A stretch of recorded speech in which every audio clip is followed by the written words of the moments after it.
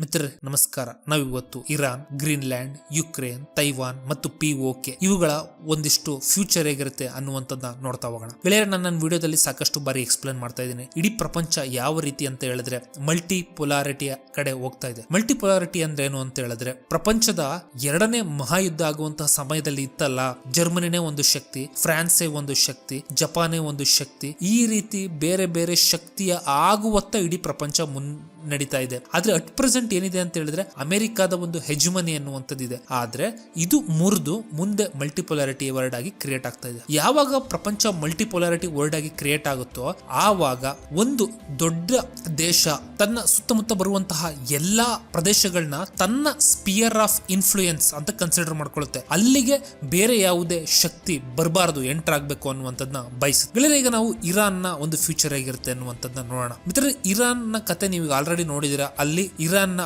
ಒಂದು Islamic regime ಏನಂತ ಇದೆ, ಕೊಮೈನಿಗಳಿದೆ, ಅದರ ವಿರುದ್ಧ ಜನರು ಪ್ರತಿಭಟನೆ ಮಾಡ್ತಾ ಇದ್ದಾರೆ. ಈ ಪ್ರತಿಭಟನೆ ಒಂದು ಕಾಲ್ ಭಾಗ ನಿಜ ಇತ್ತು ಅಂತ ಹೇಳಿದ್ರು, ಅಥವಾ ಒಂದು ಅರ್ಧ ಭಾಗ ನಿಜ ಇತ್ತು ಅಂತ ಹೇಳಿದ್ರು, ಇನ್ನು ಅರ್ಧ ಭಾಗ ಅಲ್ಲಿ ಬೇರೆ ಶಕ್ತಿಗಳ ಒಂದು ಆಟ ಕಟ್ತಿದ್ದೇವೆ. ಆ ಶಕ್ತಿಗಳು ಯಾವುದು ಅಂತ ಹೇಳಿದ್ರೆ ಅಮೆರಿಕ ಮತ್ತು ಇಸ್ರೇಲ್. ಗೆಳೆಯರೆ, ಇಸ್ರೇಲಿನ ಒಂದು ಉದ್ದೇಶ ಏನಂತ ಹೇಳಿದ್ರೆ ಇರಾನ್ ಅನ್ನ ತನ್ನ ಸ್ಪಿಯರ್ ಆಫ್ ಇನ್ಫ್ಲೂಯೆನ್ಸ್ ಗೆ ಸೇರಿಸ್ಕೋಬೇಕು ಅನ್ನುವಂಥದ್ದು. ಇನ್ ಕೇಸ್ ಏನಾದ್ರೂ ಇರಾನ್ ಬದಲಾಗ್ದಲೆ ಇದೇ ರೀತಿ ಇಸ್ರೇಲಿಗೆ ತೊಂದರೆ ಕೊಡ್ತಾ ಇದ್ರೆ, ಈ ಹೆಜ್ಬುಲ್ಲಾಗಳು ಅಥವಾ ಬೇರೆ ಬೇರೆ ಹಮಾಸ್ ಟೆರರಿಸ್ಟ್ ಆರ್ಗನೈಸೇಷನ್ ಗಳಿಗೆ ಫಂಡಿಂಗ್ ಮಾಡ್ತಾ ಇಸ್ರೇಲ್ ಅನ್ನ ಪೀಡಿಸ್ತಿತ್ತು ಅಂತ ಹೇಳಿದ್ರೆ, ಇರಾನ್ ಅಲ್ಲಿ ಇರುವಂತಹ ಈಗ ಕೊಮೇನಿಗಳ ರೆಜ್ಯೂಮ್ ಏನಿದೆ ಅದು ಉದುರೋಗುತ್ತೆ. ಇಲ್ಲ ಅಂತ ಹೇಳಿದ್ರು ಲಾಂಗ್ ಟರ್ಮ್ ಅಲ್ಲಿ ಈಗಿರುವಂತಹ ಇಸ್ಲಾಮಿಕ್ ಥಿಯೋಲಾಜಿಕಲ್ ಒಂದು ರೆಜ್ಯೂಮ್ ಏನಿದೆ ಅದು ಉಳ್ಕೊಳ್ಳಲ್ಲ. ಯಾಕೆ ಅಂತ ಹೇಳಿದ್ರೆ, ನೀವು ಪ್ರೊಟೆಸ್ಟ್ ಗಳನ್ನ ನೋಡ್ತು ಅಂತ ಹೇಳಿದ್ರೆ ಅಲ್ಲಿನ ಹೆಣ್ಣು ಮಕ್ಕಳುಗಳು ಕೊಮೇನಿ ಅವರ ಭಾವಚಿತ್ರವನ್ನ ಸುಟ್ಟು ಅದರಿಂದ ಒಂದು ಸಿಗರೇಟ್ ನ ಅಂಟಿಸ್ಕೋತಾ ಇದ್ದಾರೆ. ಸೊ ಇಷ್ಟರ ಮಟ್ಟಿಗೆ ಅವ್ರಿಗೆ ಈ ಒಂದು ರೆಜ್ಯೂಮ್ ಆಗ್ಲಿ ಅಥವಾ ಅವರ ಒಂದು ಐಡಿಯಾಲಜಿ ಏನಿದೆ, ಇಸ್ಲಾಮಿನ ಐಡೆಂಟಿಟಿಗೆ ಅವರು ಅಷ್ಟು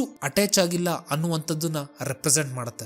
ಓವರ್ ಆಲ್ ಇರಾನ್ ಟ್ರೆಂಡ್ ನೋಡ್ತು ಅಂತ ಹೇಳಿದ್ರೆ ಇರಾನ್ ನಲ್ಲಿರುವಂತಹ ಕೊಮೇನಿಗಳ ರೆಜಿಮ್ ಅನ್ನುವಂಥದ್ದು ಮುಗಿದು ಹೋಗುತ್ತೆ. ಅದಾದ ನಂತರ ಇರಾನ್ ನಲ್ಲಿ ಮೊದಲು ಆಡಳಿತ ಮಾಡ್ತಿದ್ದಂತಹ ಪೆಹಲ್ವಿ ಏನಿದ್ದ, ಆ ಪೆಹಲ್ವಿಯ ಒಂದು ಸಂತಾನವೇ ಆದಂತಹ ರಜಾ ಪೆಹಲ್ವಿ ಅವರು ಏನಿದ್ದಾರೆ, ಅವರು ಮತ್ತೆ ಬಂದು ಆಡಳಿತವನ್ನು ವಹಿಸಿಕೊಳ್ಳುವಂತಹ ಸಾಧ್ಯತೆ ಇದೆ. ಆದ್ರೆ ಇದೇನೇ ಆದ್ರೂ ಕೂಡ ಇರಾನ್ ಅನ್ನುವಂಥದ್ದು ಮುಂದೆ ಇಸ್ರೇಲಿನ ಒಂದು ಸ್ಪಿಯರ್ ಆಫ್ ಇನ್ಫ್ಲೂಯೆನ್ಸ್ ಅಡಿ ಬರುತ್ತೆ. ಮಿತ್ರರಿಂದ ನಾವು ಗ್ರೀನ್ಲ್ಯಾಂಡಿನ ವಿಷಯಕ್ಕೆ ಬಂತು ಅಂತ ಹೇಳಿದ್ರೆ, ಗ್ರೀನ್ಲ್ಯಾಂಡ್ ಈಗ ಇರುವಂತದ್ದು ಡೆನ್ಮಾರ್ಕಿನ ಅಡಿ. ಆದ್ರೆ ಅಮೆರಿಕ ಪದೇ ಪದೇ ಇದು ನನಗೆ ಬೇಕು ಅಂತ ಹೇಳ್ಬಿಟ್ಟು ಡೊನಾಲ್ಡ್ ಟ್ರಂಪ್ ಅವರು ಹೇಳ್ತಾ ಇದ್ದಾರೆ. ಸೊ ಇದನ್ನ ಹಾರ್ಡ್ ಪವರ್ ಅಂತ ಹೇಳಿದ್ರೆ ಮಿಲಿಟರಿನ ಉಪಯೋಗಿಸಿ, ಅಥವಾ ಸಾಫ್ಟ್ ಪವರ್ ಅಂತ ಹೇಳಿದ್ರೆ ದುಡ್ಡನ್ನ ಕೊಟ್ಟು ಕೊಂಡ್ಕೋತೀನಿ ಅಂತ ಹೇಳ್ಬಿಟ್ಟು ಟ್ರಂಪ್ ಅವರು ಕನ್ಸಿಡರ್ ಮಾಡ್ಕೋತಾ ಇದ್ದಾರೆ. So over A period of time ಇದನ್ನ ಟ್ರಂಪ್ ಅವರು ಅಚೀವ್ ಕೂಡ ಮಾಡ್ಕೋತಾರೆ. ಈಗ ಟ್ರಂಪ್ ಕೊಡ್ತಾ ಇರೋ ಕಾರಣ ಏನಂತ ಹೇಳಿದ್ರೆ, ನಾವ್ ಇವತ್ತು ತಗೊಳ್ಳಿಲ್ಲ ಅಂತ ಹೇಳಿದ್ರೆ ಮುಂದೊಂದು ದಿನ ರಷ್ಯಾ ಇಲ್ಲ ಚೈನಾ ತಗೊಳುತ್ತೆ ಅಂತ ಹೇಳಿದ್ದಾರೆ. ಬಟ್ ಇದು ಹೈಲಿ ಇಂಪಾಸಿಬಲ್. ಟ್ರಂಪ್ ಅವ್ರಿಗೆ ಈ ಒಂದು ಗ್ರೀನ್ಲ್ಯಾಂಡ್ ಏನಕ್ಕೆ ಬೇಕಂತ ಹೇಳಿದ್ರೆ ಅಲ್ಲಿರುವಂತಹ ಒಂದು ಕ್ಲೈಮೇಟ್ ಏನಿದೆ ಅದಕ್ಕೆ ಬೇಕು. ಎರಡನೇದು ಅಲ್ಲಿರುವಂತಹ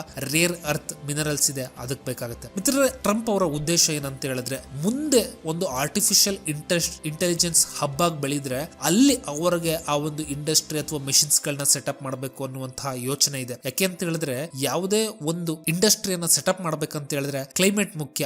ಸಾಫ್ಟ್ವೇರ್ ಗಳೆಲ್ಲ ಯಾಕೆ ಬೆಂಗಳೂರಿಗೆ ಬಂತು ಅಂತ ಹೇಳಿದ್ರೆ ಬೆಂಗಳೂರಿನ ಕೋಲ್ಡ್ ಕ್ಲೈಮೇಟ್ ಸಾಫ್ಟ್ವೇರ್ ಗೆ ಪ್ರಿಫರಬಲ್ ಆಗಿರುತ್ತೆ ಅನ್ನುವಂಥದ್ದು. ಆದ್ರಿಂದ AI ಬಳಸುವಂತಹ ಸಾಕಷ್ಟು ಎನರ್ಜಿ ಏನಿದಾವೆ, ವಾಟರ್ ಆಗ್ಬೋದು, ಎಲೆಕ್ಟ್ರಿಸಿಟಿ ಆಗ್ಬೋದು, ಅಥವಾ ಅದು ಹೀಟ್ ನ ಡಿಸಿಪೇಟ್ ಮಾಡುತ್ತಲ್ಲ ಅದನ್ನ ಅಬ್ಸರ್ವ್ ಮಾಡ್ಕೊಳ್ಳುವಂತ ಕೆಪಾಸಿಟಿ ಇರೋದು ಗ್ರೀನ್ಲ್ಯಾಂಡ್ ಗೆ. ಮತ್ತು ಸ್ಟ್ರಾಟಜಿಕಲಿ ಕೂಡ ಅದು ಐಸೋಲೇಟ್ ಆಗಿರೋದ್ರಿಂದ ಬಹಳ ಉಪಯೋಗ ಆಗುತ್ತೆ ಅನ್ನುವಂಥದ್ದು ಅಮೆರಿಕದ ಒಂದು ಐಡಿಯಾ ಆಗಿರೋದ್ರಿಂದ ಐದರ್ ಮಿಲಿಟರಿನ ಬಳಸ್ತಾರೆ, ಇಲ್ಲ ಅಂತ ಹೇಳಿದ್ರೆ ದುಡ್ಡು ಕೊಟ್ಟು ಇವೆಂಚುಯಲಿ ಅದನ್ನ ಕೊಂಡ್ಕೊಳ್ಳುವಂತಹ ಸಾಧ್ಯತೆ ಇರುತ್ತೆ. ಮಿತ್ರರಿಂದ ಉಕ್ರೇನಿನ ವಿಷಯಕ್ಕೆ ಬಂತು ಅಂತ ಹೇಳಿದ್ರೆ ನಾನು ಆಗ್ಲೇ ಹೇಳಿದ್ದೀನಿ, ಇದು ಉಕ್ರೇನ್ ವರ್ಸಸ್ ವೆಸ್ಟ್ ಅಲ್ಲ, ಇದು ಯುಕ್ರೇನ್ ವರ್ಸಸ್ ಯುರೋಪ್ ಯುದ್ಧ ಇದು.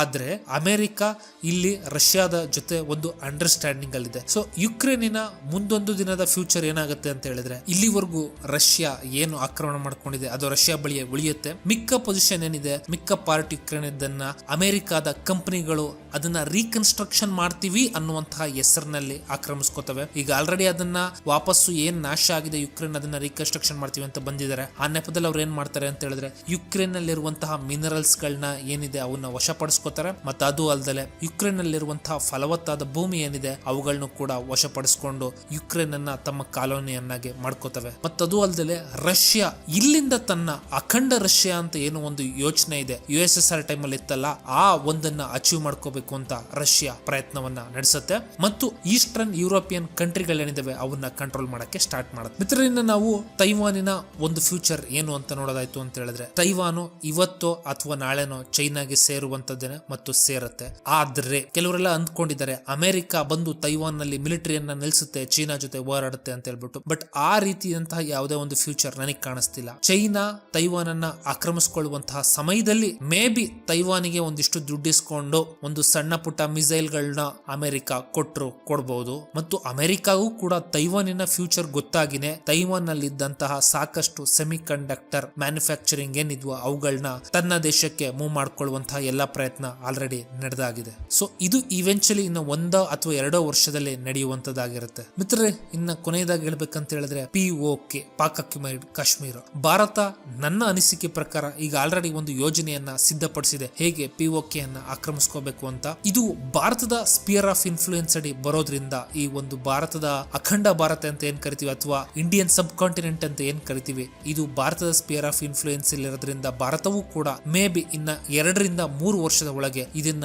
ಆಕ್ರಮಿಸಿಕೊಳ್ಳುತ್ತೆ. ಮತ್ತು ಅಗೈನ್ ಅಮೆರಿಕ ಕೂಡ ಇಲ್ಲೇನು ಮಾಡೋದಕ್ಕಾಗೋದಿಲ್ಲ ಎಕ್ಸೆಪ್ಟ್ ಪಾಕಿಸ್ತಾನಕ್ಕೆ ಒಂದಿಷ್ಟು ವೆಪನ್ಸ್ ಗಳನ್ನ ಮಾರಾಟ ಮಾಡಬಹುದು ಅಷ್ಟೇ. ಅಷ್ಟರ ಒಳಗೆ ಭಾರತ ಮತ್ತು ಚೈನಾ ಒಂದು ಅಂಡರ್ಸ್ಟ್ಯಾಂಡಿಂಗ್ ಬಂತು ಅಂತ ಹೇಳಿದ್ರೆ, ಚೈನಾ ತೈವಾನ್ ಅನ್ನ ಆಕ್ರಮಿಸಿಕೊಂಡ್ರೆ ಭಾರತ ಏನು ಮಾತಾಡಲ್ಲ, ಭಾರತ POK ಅನ್ನ ಆಕ್ರಮಿಸಿಕೊಂಡ್ರೆ ಚೈನಾನು ಕೂಡ ಏನು ಮಾತಾಡೋದಿಲ್ಲ ಮತ್ತು ಏನು ಮಾಡೋದಿಲ್ಲ. ಮಿತ್ರರೇ, ಇದಿಷ್ಟು ಮುಂದಿನ 3 ಅಥವಾ 4 ವರ್ಷದ ಒಳಗೆ ನಡೆಯುವಂತಹ ಎಲ್ಲಾ ಈವೆಂಟ್ ಗಳಾಗಿರ್ತವೆ ಜಿಯೋ ಪೊಲಿಟಿಕ್ಸ್ ಅಲ್ಲಿ. ಈ ವಿಡಿಯೋ ನಿಮ್ಗೆ ಇಷ್ಟ ಆಯ್ತು ಅಂತ ಹೇಳಿದ್ರೆ ಲೈಕ್, ಶೇರ್ ಮತ್ತು ಸಬ್ಸ್ಕ್ರೈಬ್ ಮಾಡಿ.